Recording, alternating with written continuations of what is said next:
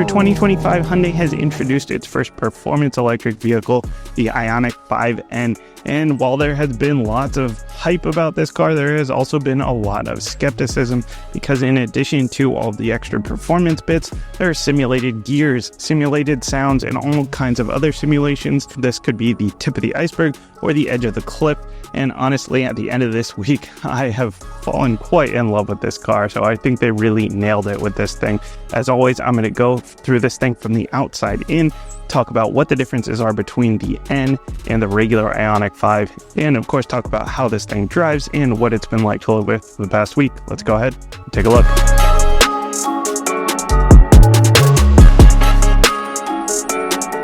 The IONIQ 5N is available exclusively in all-wheel drive form. So you've got a dual motor setup with one motor controlling the front axle and one controlling the rear. It'll make 601 horsepower combined and 568 pound-feet of torque combined. With that rear motor being a little bit more powerful, a little bit more, your torque is going to come from there as standard, though you can actually adjust your torque distribution if you want it to be a little bit more front biased or a little bit more 50-50. You can actually set it up to do that. And the thermal management system has been beefed up from the IONIQ 5, of course, because more performance, even if it is all electric, it's going to generate quite a bit of extra heat. And they've adjusted it so that it can work in all kinds of different situations. You can precondition the battery for charging, so it has the optimal temperature for charging the quickest. You can precondition the battery for a sprint setup, so it'll be set up for something like the drag strip. You can set it up for more of an endurance situation so that it's better for the track. In Hyundai, in their testing, they would do 2 laps of the Nürburgring, so you can do like a 20-minute track session, 20-minute charge, 20-minute track session, which is a pretty good deal for an EV like this. Hyundai is using a new 84 kilowatt hour battery, and this thing can get you somewhere around 221 miles of range. It'll charge from 10 to 80% on a 350 fast charger in about 18 minutes. It'll go from 10 to about 100% on a level 2 in somewhere around 7 hours. I've been charging on a level 1 overnight from about 6 p.m. to around 8 a.m. and then charging a little bit on a level 1 at work as well. And I've pretty much been at 100% every single morning. My commute's about 50 miles. So if that helps you there, sort of get a gauge on things. But even if I couldn't charge at work, I could probably make it a week or two without having to go find a fast charger somewhere.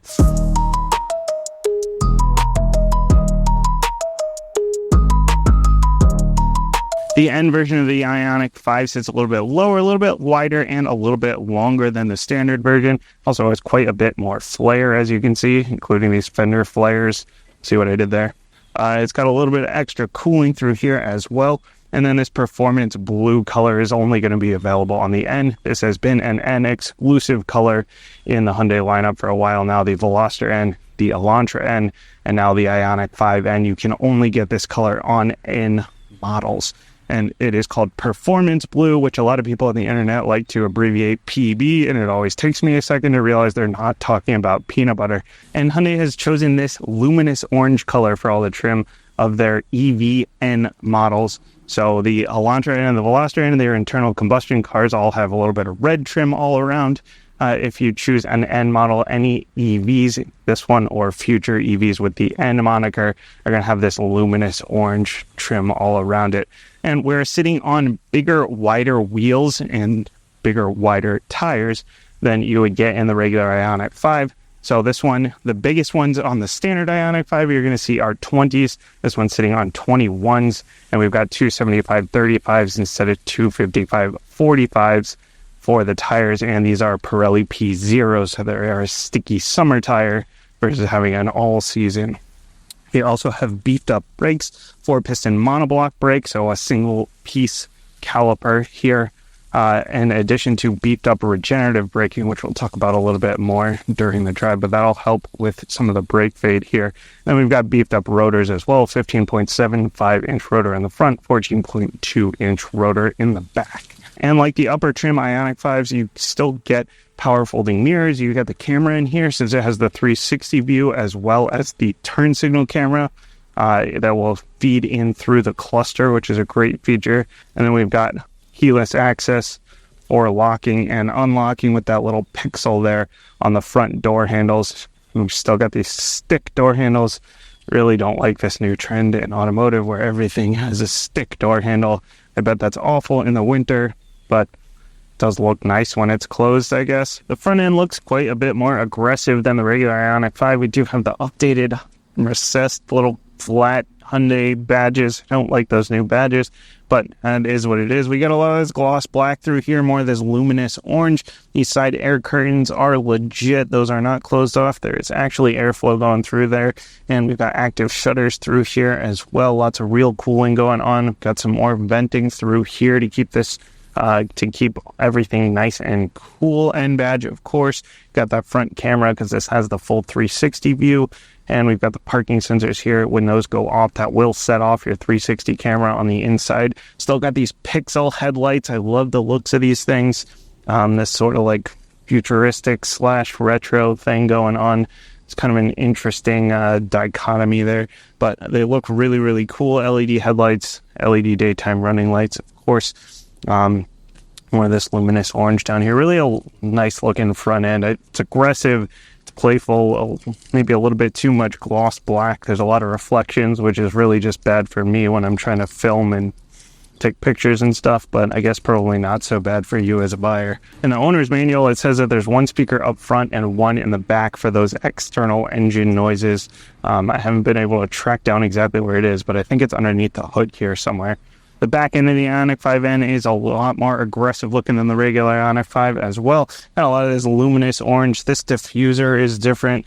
Well, the diffuser is added, and that's where your 3 inches comes from. Your extra 3 inches of length overall is all in this diffuser. I love how they kept going with the pixel motif thing going on through the brake lights and the tail lights.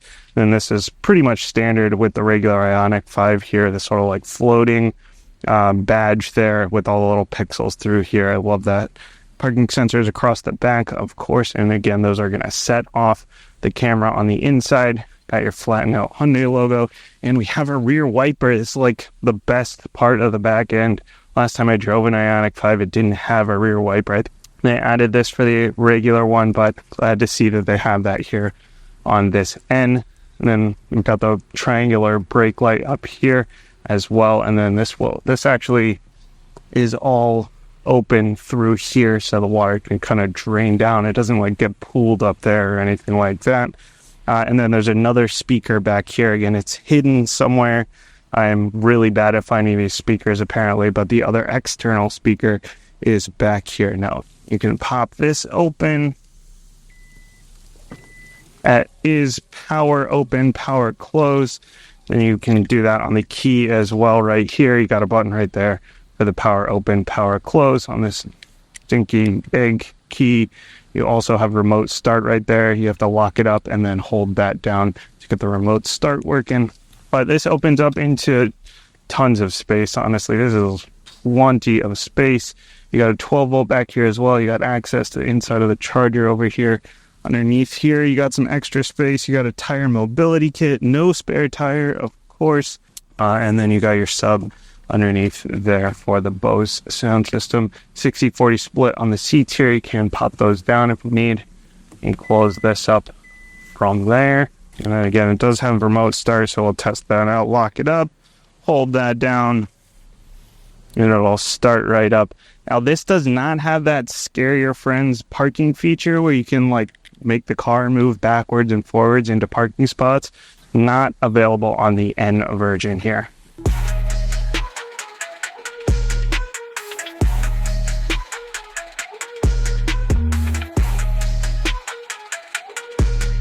On the inside, there are a lot of similarities between this and the IONIQ 5, obviously, but there are quite a few differences as well. You got the black with the blue stitching all over the place, which I really like. You got the black on here instead of the white around the screen for your infotainment and your cluster.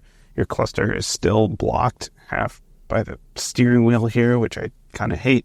But you got the updated steering wheel for like the more performance-oriented steering wheel here. Your N Grin Boost button for your 10 seconds of extra horsepower. Your drive mode selector, your 2 big N buttons down here. You can customize these if you want, or you can use them to just, go into your N mode. paddle shifters. The regular IONIQ 5 has paddle shifters as well because you can adjust your regenerative braking, make it more or less aggressive. But of course, in this car, they serve a second purpose when you have the simulated gear shifting on. I will talk about that a little bit more during the drive, though. We got the ambient lighting all around. We do have Bose sound system in this one with the 8 speakers, and those speakers will also pump out the engine noise or the jet noise or whatever. But I love the little pixel motif they've got going on.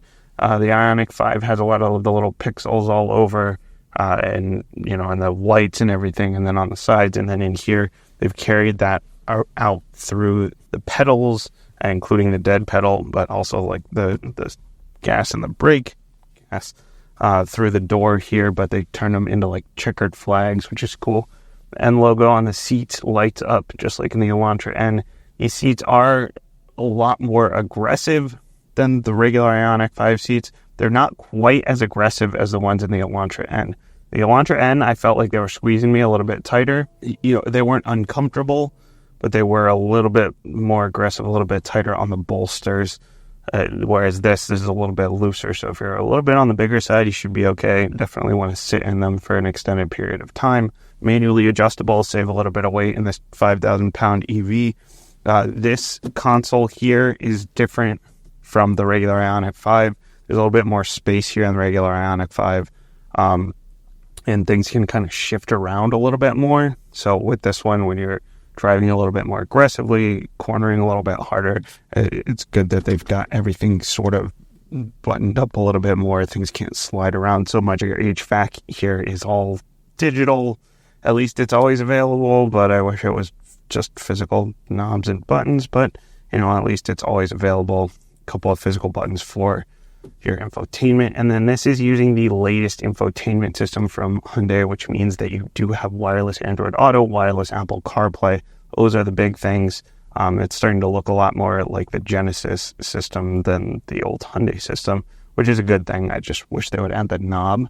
Android Auto, Apple CarPlay being wireless is great. You have like all your vehicle settings. You can adjust your button. You can adjust your layout of your screens and everything. You can view all kinds of performance information. You can view your EV information. So you can set up your preconditioning. You can set up your region. You have all kinds of performance settings in here, in active settings, your ambient lighting, all that. But your N active sound is going to be one of the big ones here.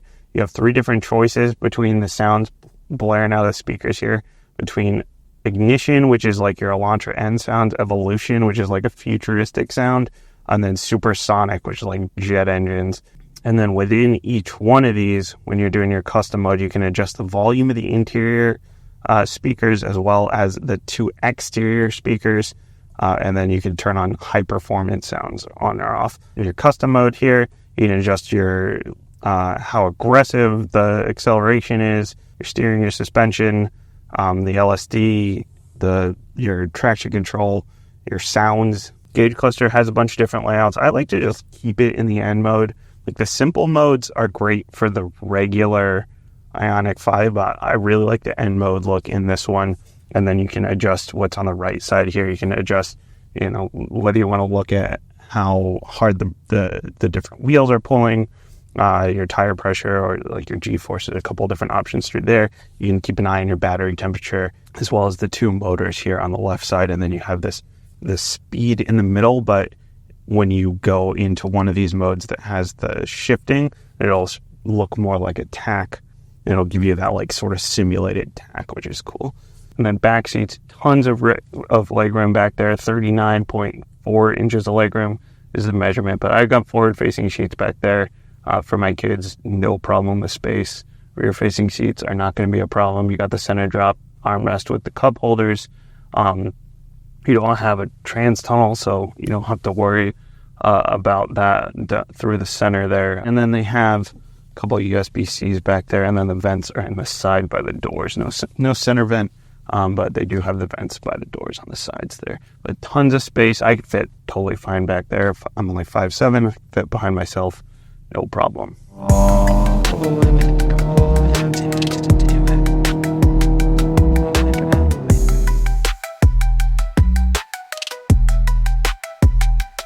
So the big thing with this car is obviously the driving experience here.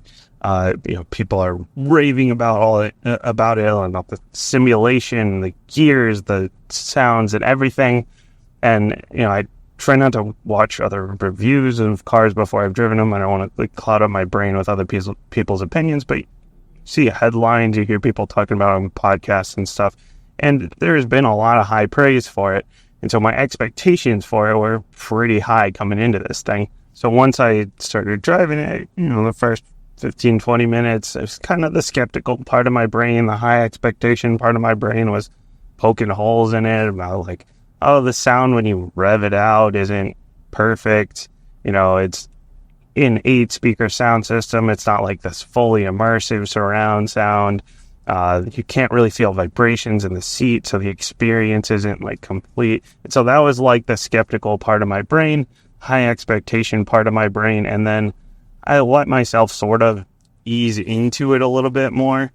It's not that it's a bad system. It's not anywhere near a bad system. It is phenomenal the way they got everything working together the way they did. But it is the world's best driving video game, because it is really near full immersive. It sounds like an Elantra N if you have it in the ignition mode.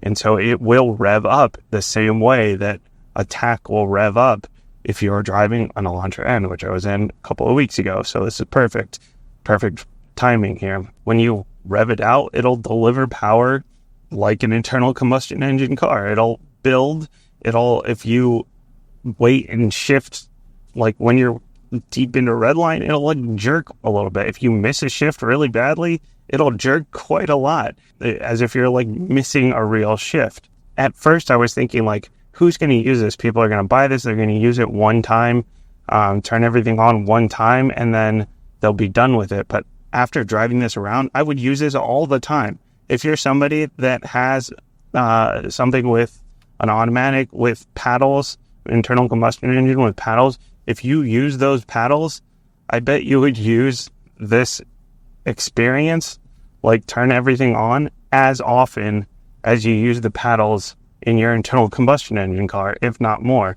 And the thing about it is, if you are kind of skeptical on EVs, if you want to ease your way into EVs,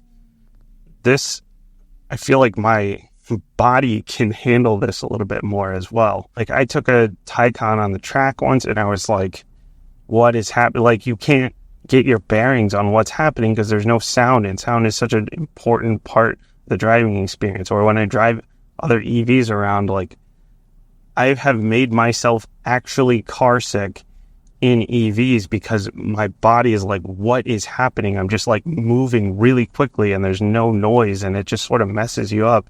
But with this, you can feel like you're driving an internal combustion engine car, and it doesn't sort of mess with your body quite so much. A regular EV, you get used to that stuff. Your body will get used to it. But if you're somebody that wants to ease into it a little bit more, or if you want the ability to go back and forth between the sensations of an internal combustion car and an EV car, this thing does that so well, because you can dial everything up. You can dial the N pedal up to maximum braking, where it'll brake hard in corners, load up the front end.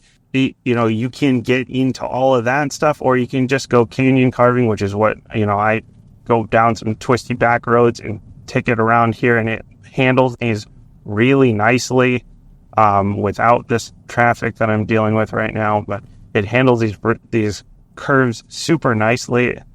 The steering is dialed in, the suspension is dialed in, and it can, with all the software, it can dial in the braking depending on how you want it to brake. You can change your torque distribution depending on how you want to drive. If you want to drive it like a front wheel drive car, and put all the torque up front. If you want to drive it like a rear wheel drive car, put all the torque in the back. So you have so much customization to drive this however you want, whether you want to drive it like an EV, whether you want to drive it like an internal combustion engine car. It's just crazy. But then when you want just a daily driver, like more of an EV appliance type car, you turn everything off, all this internal combustion stuff, all the sounds and everything off, and it just drives like an IONIQ 5. Like, the steering's a little bit tighter and the suspension's a little bit stiffer, so it is a bit of a rougher ride than the regular IONIQ 5, but it's more than bearable. It is not like beat you up kind of suspension. It drives really nicely. It's smooth. It's comfortable. You can adjust your level of one pedal driving just like in the regular IONIQ 5. So if you just want that regen braking to sort of ease your way into it, or if you want it like super maximum, the iPedal Max, where you can just like totally one pedal drive everywhere you go, and you have that option. Has all of the same safety features and stuff. This is one thing, like with the Elantra N, like you didn't get the 360 camera, you didn't get the adaptive cruise, you lost a lot of this stuff. Well, at least with the manual, you didn't get the adaptive cruise. You've got the blind spot cameras, where if you turn on your turn signal, you get a camera in the cluster right here, so you're not really taking your eyes far off the road or anything. You're just looking down into the cluster and you can see a clear view to whatever's in your blind spot. It has great visibility already because it's basically a lifted hatchback, flat back. I feel like the regular IONIQ 5 is a little bit quieter. I'm not really surprised. Its tires are probably a lot louder. There's a little bit less sound insulation, maybe, without driving them back to back. It's hard to tell.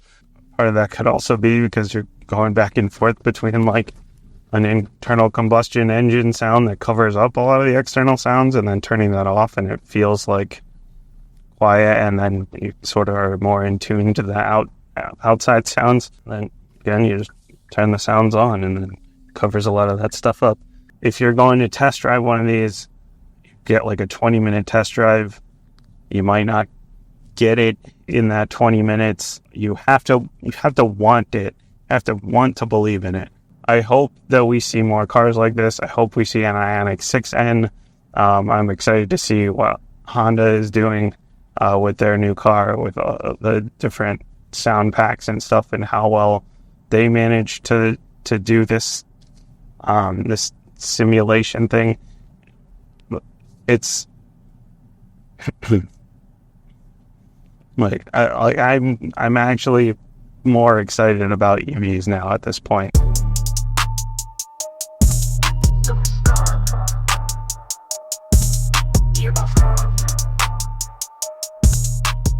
At the end of the day, it may sound gimmicky, even just from watching a video, even from your 20-minute test drive. If you go to the dealership, only get 15 or 20 minutes in it, it still feels kind of gimmicky, honestly. It took me a little bit more time to sort of ease into it and want to believe the lie. If you're looking to poke holes in it, you will find holes. The sound's not perfect.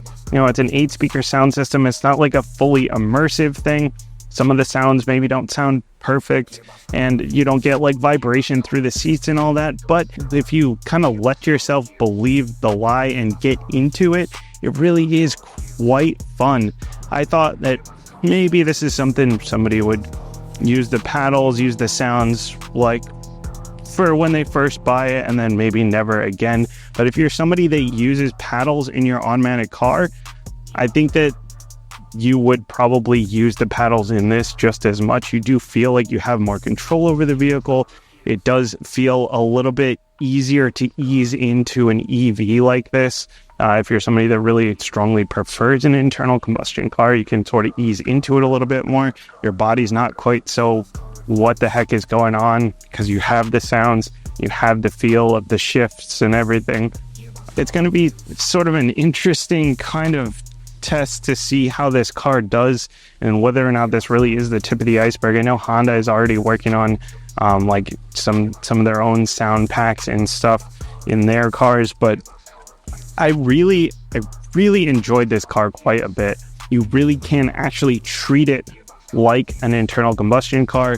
You can really have quite a lot of fun with it. Like I said, I was skeptical at first, but at this point I really like this car quite a lot. The price point is high, 66 grand, but if you look around at other EVs and other performance vehicles, honestly, it's probably about right for what you get here. And I like this car quite a lot. Let me know what you think down in the comments. As always, thanks for watching, and I will see you next time.